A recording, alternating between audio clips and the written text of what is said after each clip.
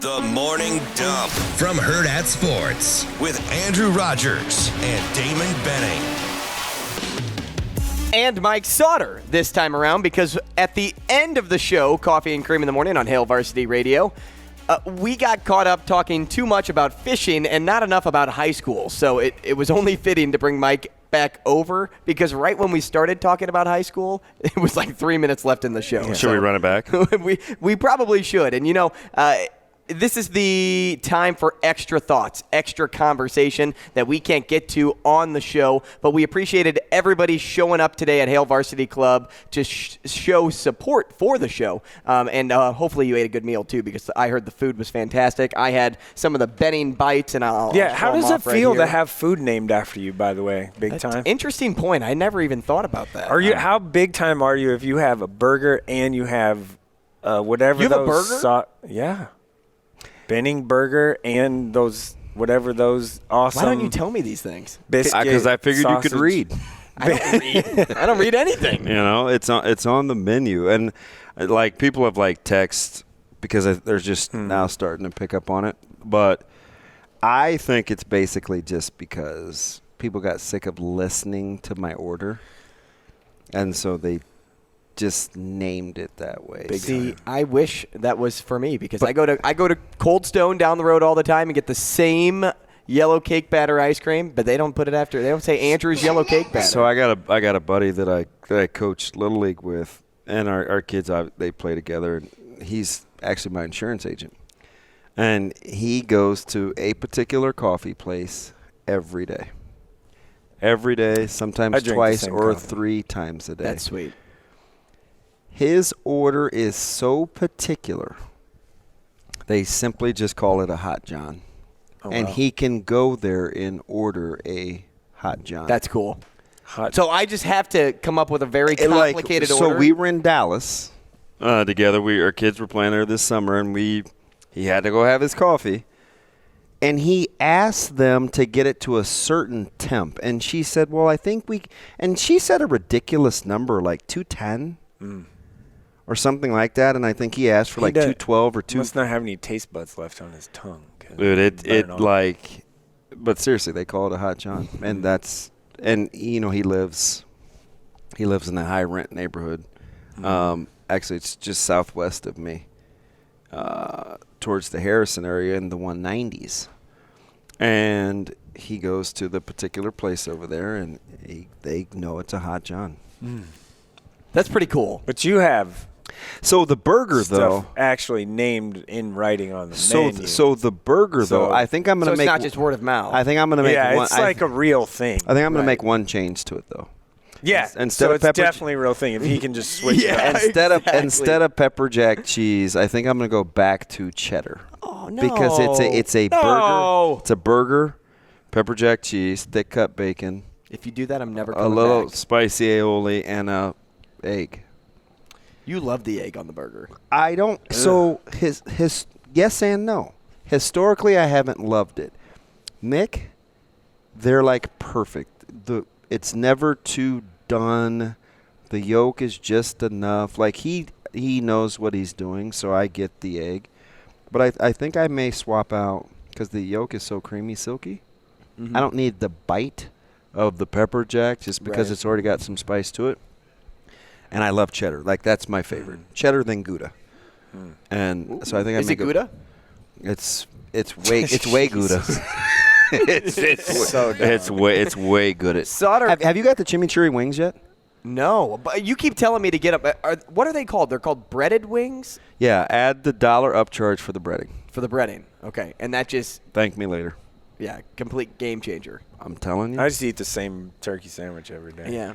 That's also why you look as skinny as you do. I am bigger than I look. That and the fact he doesn't touch a weight, doesn't do any cardio, no aerobics, and you can't put on mass, even good mass, without good caloric intake. Yeah. You realize I could bust out probably 30 push-ups right now. Ooh, well, that's good. Let's see it. That's good. You want me to? Yeah, let's do it. No, seriously. Let's do it. No, right. I'm going to count. We're not going to be able to get on this on video, so we won't do it. 30, but I believe you. That's good. Easy. Like, We'll that's put it on social. We'll put it on social. Easy. So I think, like, if you do 30 to 50 push-ups a day, and you don't even have to do them all in a row. Just do 3 sets of 10 or, 5 sets of 10 or whatever.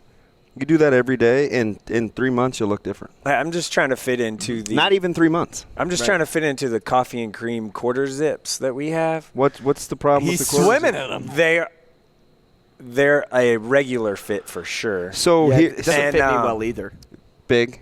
See, Well, it's just because it's not really big. It's not big. The It's sleeves thick. are It's thick. wide. It's- So yeah, the I get it. sleeves are They get I can't short. get I They can't get get short. a They start bigger big, one, and then they get tight. And so if you have long-ish arms like me, now when you put your arms up, when you raise your arm like this on the big sleeve, it's like my 85-year-old grandma hanging, just like woo, woo. Shit's just flapping in the wind out here. Like I'm like flying like Superman. This or dude something. is wild. So full disclosure, I like bigger here, tapered through the waist, but I like my sleeves to gather. so you don't like it to grip. So like this is kind of like That's roll that too down much. just a sec. Yeah, the hanging there, he doesn't like that. See, that would be it's This shirt's fun. actually too small. Which See, is why like I like it to be closer to my wrist than not. I don't. right. So you like it to look I like don't complain like very this. much. But about lunch. see, I like the logo, like the CNC, Yeah, it's but love the the CNC. material is It's so thick. really It's a very nice pullover for the winter. material is thick. for the winter. for the winter. If I were to wear that to say like a high school football game next August when it's still pretty warm outside, No chance. You couldn't get away with it. You're rocking you were rocking that though when he had you working for him at it's the cool outside. holiday tournament. Well, because I also want to. Why did you put him to for work the like brand- that? I'm also There's- branding the show Yeah. everywhere I go. I like because that. we're For the so brand. new. So Yeah. like I Right, for knew the brand. I knew we Know were how going that to be in works. front of a ton of people. So Yeah. like if I was just walking around with it on, people would be like, I don't know what that logo is, what's and just CNC generally Factory? Yeah. Yeah. just Hey, go they like don't that. call me NASCAR Mike for nothing. You Like put, I'm cool with. it's he hadn't been to a high school game all year, and you like put him to work. No. It was because two other people like couldn't Yeah, I make gave it, Sasha stuff the like night that. off. Yeah. So I went, and I was Yeah, it just, wasn't- I was just had holding anything the to phone. do Hey, with so who's our little stud phenom that I kind of like? Grace. Bria, Bria. Yeah. She's Bria? gonna be pretty good. She's Northwestern really kid, good. Yeah. and She's we gonna were be talking. she's gonna be pretty We were good. talking. We got to make room for her. Found her I last year. like her interviews. She ain't scared of nothing. So, and I got this from Kugler when I first started because I started doing sidelines. And he simply said, hey, listen, you need to give them a reason to cut away from the game. If it's not a reason to cut away from the action, don't do it. Yeah. I like her questions. Yeah. She does great work, and we were fortunate to have her. Shout out to Kevin Kugler. But speaking of So, Bria, can I ask you a quick question on that? No. Do you when they go down to the sideline, are you cueing them that you have something? well, you normally have a camera person on standby, and they have a headset that sends it upstairs. Sometimes. So it depends. Like with BTN, like if I was working with a network, it depends on how many cameras you've got and how many guys you have on foot. So they may say, hey, listen, Jim and Tim, they're across the field. What do you got? And then they'll decide whether I need to be on camera or I don't need to be on camera because sometimes I'll use my voice. Got it. But yes. I thought you meant just in general to communicate, not on Yeah. camera, So I go through. Yeah. I obviously go through the IFB, but I've been fortunate because I think with for sure with BTN, and now it's different obviously with the Husker Radio Network, but I think they trust me, so they keep my mic hot. So I'm almost like a Saragusa type, where I can give real live deal without having to just do like hardcore interviews. So you're in control of it then. Yeah, I can say, hey, I got something. Hey, by the way, there are people that don't like when I do those things in the high school setting. What things? Like the interviews? end of the first half or end of game or I do. whatever or end of quarter or all those things. There are people that Who really are don't the like people, that. though? Well, people in our industry, Right. That and have the expressed reason to they me don't like it is because they're not doing it. Yeah. and that I you're understand. doing it. And let me tell you something. Like, if on Monday Night Football, and I'm not trying to compare myself to that big of a deal, but on Monday Night Football, if they had Tuesday Night Football, actually it'd be you. if Sunday Night Football, Mike Tomlin can talk to Lisa Salters or whoever At the end of the first quarter. Yeah, she's going to talk to him. We can do that in high school around here too. Well, let me tell you, you're not that important. You're talking about if they can do that in the NFL, we can do it around here. Or how about when they used to get Popovich? Like at the end of the quarter, and I was just like, "Oh boy!" And I'm also trying to use assistants in some of that in the in game because it's a different it makes sense. feel. But still, the schools want they want the attention, they want the coverage, and that's why they're always willing to do it. Don't get mad. Yeah, no one gets mad. Because I am. Trust me. But the schools don't get mad. But I'm saying like outside people, like I don't care what other opinions are to begin with. But don't get mad if I'm getting something that you wish you had. That's not my fault. People think it's me interjecting myself in the game and all that stuff. I'm like, oh, then what are you telling because people on if I tag Millard TV? South girls basketball because I talked to ex-assistant coach or ex-head coach, then boom, they get a bunch of press out of nowhere. Right. They didn't have that press 5 minutes ago, and now we're giving that to them. Yeah. And it's just honestly, it's just trying to do it goes back childish. to this. It goes back to celebrate the story differently. Like I'm just trying to do things differently. That's all it is. So you're taking things that have already been it works everywhere out, else. like already been slated somewhere else, and applying it here. All about that. Get over it. All about that. Hey, get over it. Speaking of the Metro Holiday Tournament here, Sautter. Yeah, we're gonna actually talk about. No, we'll take 10 minutes here to talk about this. Right. For starters, I want to go with Bellevue West, the one seed in Class A. Who doesn't? I would, because listening to your guys' conversations before, I mean, we talk about Josiah. We talked about Jaden a little bit before that game. But what really stuck out to me, what really makes them so dangerous isn't their depth, isn't Josiah, but it's how the 5 players on the floor play defense. Yeah. That's what separates them from other teams. Yeah. Because you're matching up with your opponents. There's no wiggle room, and it's all about if I'm Creighton Prep in this game, you're trying to get the ball inside, but then you're like, I don't have room, I'm going to kick it back outside. And you do that so much, you look up at the shot clock, there's 8 seconds, and you're 35 feet from the hoop. Mm-hmm. What are you doing now? You're hucking up at 3. Yeah. And it's contested because Bellevue West does such a good job of moving out with you. Their quarterfinal game against Westside. Quarterfinals. No, Westside was the semis. Quarters was against Elkhorn South. Elkhorn South. The first half defensively was beautiful.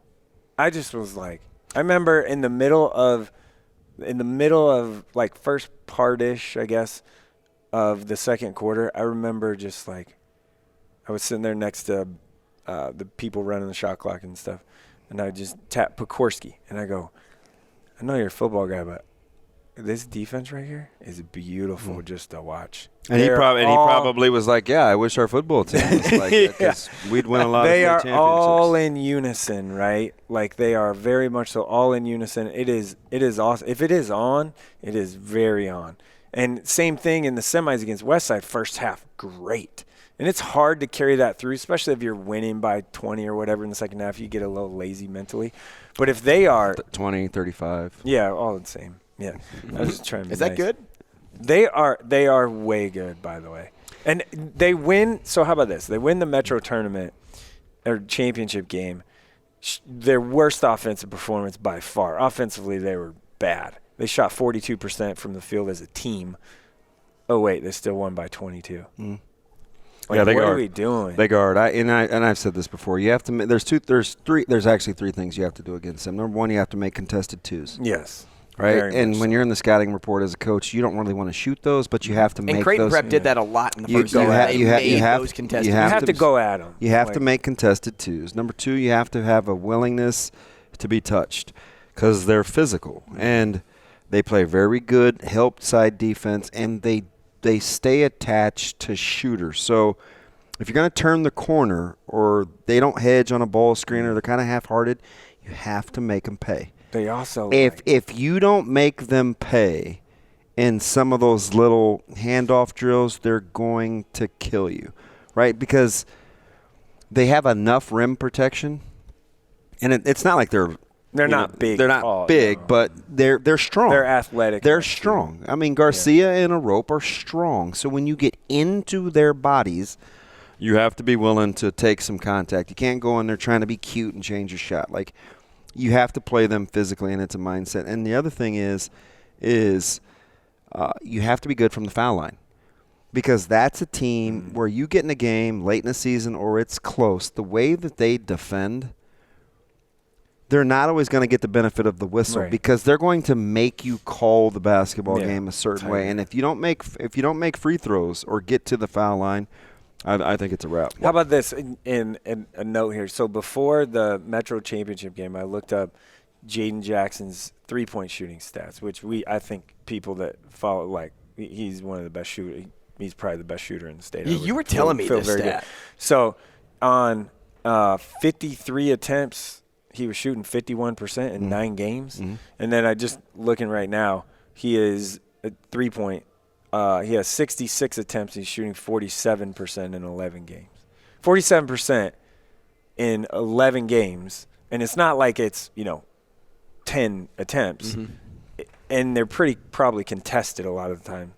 That's phenomenal. Yeah. I didn't see him shoot the three. Although Go ahead. a lot of those aren't contested. Oh, not That's every what I was time. going to say. The majority Yeah, I was going to say I didn't see him haven't been shoot a lot of contested. threes If in that you're shooting championship game 40% contested. from on air in an open gym, No, that's but good. I'm getting ready to follow it Yeah. up, though, because, we've played with him for that's what I mean. 4 years. You know So this. Yes. he's just a He's a stud. fantastic. This is what's underappreciated about him, and this is where I give Dotzler a ton of credit. Yeah. Right? Because I don't want to be dismissive just because he's the best player in his yeah. class. His ability to get to spots on the floor, to get other guys good looks and have them get to those spots. Listen, in any other offense, Jaden Jackson is a 3 offensive rebound a game night minimum. Yeah. He's very capable of getting on the offensive glass. Number one, they clean the glass well enough where he doesn't have to do that, and he can get out and run and get to his spot on the floor. That's exactly what he does. And know that Dotzler or Turner is going to get him the ball in a spot where he can catch and shoot. He gets to the wing or to the corner fast. His understanding and IQ in that offense is he's grossly underappreciated because of underappreciated. Josiah. Yeah. And in hindsight, if you look at him for I'm looking out for Jaden here, right? It almost does him a disservice playing with somebody as good as Josiah more times than not, because Josiah opens him up a good amount, but Jaden would excel at the next level if he were more of a 1 prior to getting to the next level. That's what he's working on. That's what he's working on. He's always played with CJ and Caleb in the summer, and so he's always kind of been CJ's always been the point guard, and in high school it's always been Josiah, and even next year Eldon's probably going to be more of the point guard, right, when Josiah leaves. So it's part of it, and frankly, it's good to know that he is. Frankly, because he's aware of it. If the dude wasn't 6 foot and he was 6'2", he'd have a ton of offers. And here's I can't believe he slowed down growing, because remember when he sprouted. Yeah. So from he is long, freshman to sophomore year, it's like, holy smokes, Jaden Jackson's 2 inches taller. Yeah. But now it's stopped, but he still has the long arms. Coaches in the Summit League that I talk to, they're like, we would offer him, but he's too good for us. We're never going to get him. So, the thing about him is he's committed himself to playing defense too. Yeah, he can guard. He guards. Yeah. They got good long arms. So how are we parsing through 2 through 10 though? Because that's hard. Kind of the thing. And this is no bias. Right. I think this is actual factual, because they have a guy that missed 6 months, and they just got a guy back from playing football, and they're 2 really good players. I think Westside has the most upside. I think Prep gives you the most challenges because of their experience, and their coaching staff is so fantastic. I think we know who Gretna is. I think we know who Gretna is. But the other wild card outside of Westside, in terms of growth, is Miller North. Yeah. Because where are they emotionally, ball handling, decision making, who has the ball late, their emotional maturity? They're kind of a wild card. Miller North is very talented. Derek Rollins has come on very strong. Yeah, and if anybody told you they saw that coming this early, they're lying. Yeah. They're lying. He's a sophomore. So, and he's very unassuming. Yeah, he's quiet, kind of does his own. He's super athletic.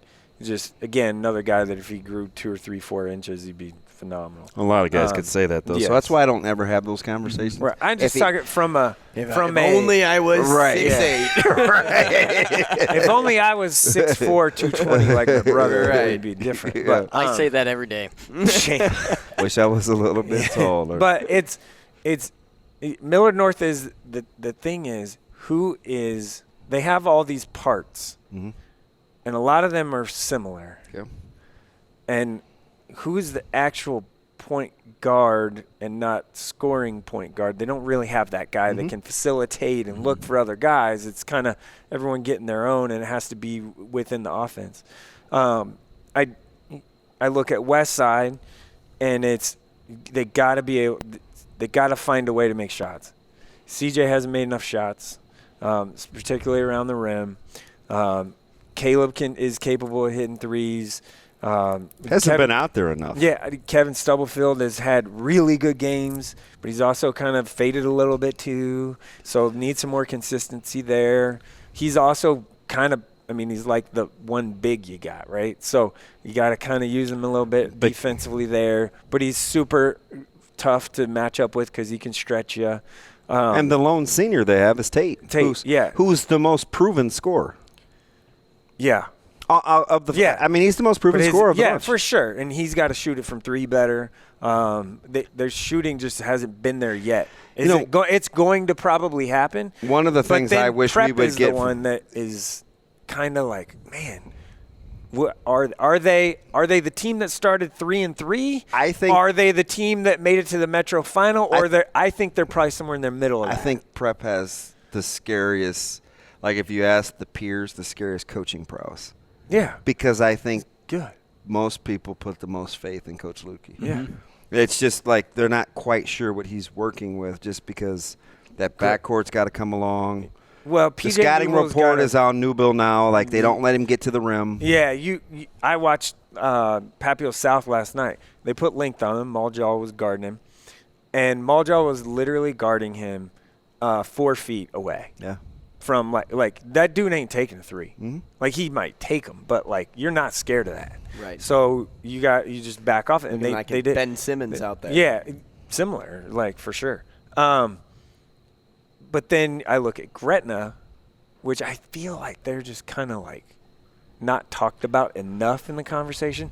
They go to Elkhorn South last night. No Jeff Roselle because he was at a funeral in St. Louis. Didn't play last night. And they win by 7. Gretna's going to play close games. That's just who they are. That's just what they do, unless they're just significantly overmatched. And they're not, right? Like, they're just coaching prowess is A+, right? Like, you can't get better. For sure. Well, when you have an offensive and a defensive coordinator, never mind. They're very talented, but again, it's like they're not going to out-athlete you very much in every spot. But again, winning that game at Elkhorn South, and Elkhorn South showing like they're scary, right? Like, Noonan's capable of going off for 28, 29, 30, 32. I like Alec a ton. Like, he had a huge shot at half to put them down only he had a huge 3 at half. They put him down, I think, 2 points, and they were kind of behind by 5-7 the whole first half. So what do you do with Lincoln? It's like, man, they all just beat each other. So are they really good? Like, at first, if you ask me on paper and I just look at the players, I think nod Lincoln Southwest. Well, yeah, I really do. Mm-hmm. With Ryland and Frager. Frager. I think Lincoln Kayvon. Southwest in my head. When I think cohesiveness, I think Lincoln High. Yeah. When I think Lincoln High's been through the I think cohesiveness, I think Lincoln High. When I think, man, if they ever get it figured out, I don't want to play them. It's Lincoln Southeast. Yeah, for sure. Yeah. So honestly, and what do you do with that? I don't mind. The most proven coach gets battle tested with Carter, Mick, and those guys is Lincoln East. Yeah, they're scary too. Right, and who has an answer for Anderson at Pius? And if they get guys shooting well enough around him, then they're tough. Lincoln, I think, and it's hard to sleep on Northeast with they got enough. Well, think? Coach Ritchie's really good too, and Christian Wynn is the player. He's their best player, like for sure. Shot selection is what I think of when I think of Northeast. But Northeast best player is Christian Wynn. I don't care I don't care. Yeah. He is their best player. What do you think in Class B about Platteview at 2 taking on Bennington tonight? So Plattview's 5 games here are way tough. Their schedule heats up quick. They had first of all they had an afternoon game on Monday or evening, whatever, late afternoon game against Plattsmouth. Handle the business there. And then go to Roncalli, which feels like they're kind of struggling to score. I was there against Platteview and that's who Scott has tonight? Yeah. I just don't think that Roncalli can't score enough. Yeah. I think it's going to be a great athlete, man. He is. He is. We talked about him in football. Football is coming for him. QB? For sure, yes. But Platteview, they have Bennington tonight. Tough one, right? Can Bennington score enough, right? And Bennington is undefeated since they got the football guys back. Back kind of playing. It's 5 in a row. Yeah. So, and that's huge for them. Bennington then plays Ashland on Tuesday, and then they play, I think, Wahoo next week, like Thursday or Friday. They have a tough go. If they can somehow win all 5 of these games, then I will believe in Bennington or Platteview a ton more. I believe in them now because they have help. They have a lot of have a lot of offensive pieces. They have help with Draper and Mosman. Yeah, Mosman had 20 the other night. Like there's stuff that if they're making shot, defending is going to be their key too. And they're not big. No, yeah, one big, but again, Milliken gets 15 rebounds because he gets off the floor. His second bounce is quicker than everybody else's. He gets his own layup. You're not beating Platteview if you can't keep Milliken off the foul line. Yeah, people can talk about his shot array all they want, and because he's a 3-level guy. He made 8 free throws in the fourth quarter. You have to keep him off the foul line, but he makes you foul him because he's aggressive, and he's going to get 6-7 points a night at the foul line. And he's getting his own rebound a lot of the time, which then you're going to foul because you're trying to chase the second rebound and all that. Got to keep him off the foul line. Scott's humming right now, I think. Like they are humming, and I think they're going to be really tough to beat. And frankly, Roncalli, this one might. Would you run that through Farron or Brack? Well, Farron's a point guard, I guess. You think that, but he's got a scorer's mentality. Yeah, very much so. I would run it probably more through Brack and then find ways and then have Jake kick it to JJ and outside. Or you have like Holtman or someone else that can create that you trust enough to. I like Jake Brack's he's amazing. He's a real deal. He's a good big. You want to talk about a dude that came from. Well,